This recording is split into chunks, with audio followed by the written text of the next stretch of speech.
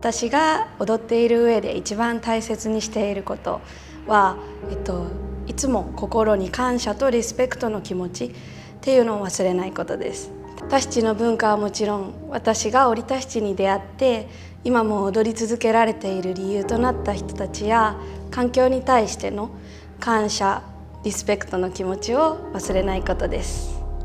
お手やモエモエやですね。タイトルのモエモエやっていうのはタヒチ語で夢という意味があります。もうどんどん夢のような存在になっていくののしなのティアナ先生から教えていただいた曲です。で、どのように表現したかというと、女性らしさの中にある強さをしっかりと表現できていたらと思います。習った当初とは自分自身の状況もダンスに対する考えも変わり続けているので、今の自分のスタイルと時を経てもかっこいいセファのドラムとティアナ先生のスタイルをうまくブレンディングできるように踊りました。ヒナトゥトゥハー、月の女神ヒナはタパを叩いて作ります。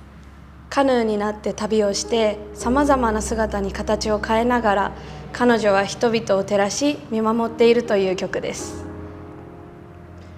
どのようにこの曲を踊ったかというと、この踊りはタヒチでモエナ先生に教わりました。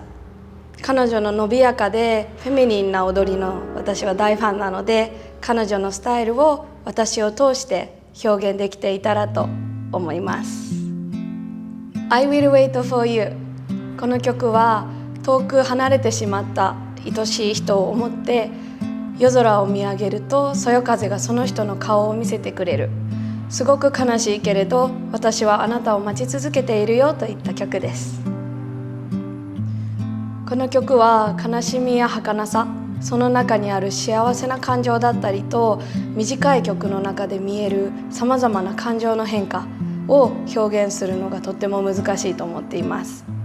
メビナ先生の歌声に助けてもらって音に入り込んで踊りました。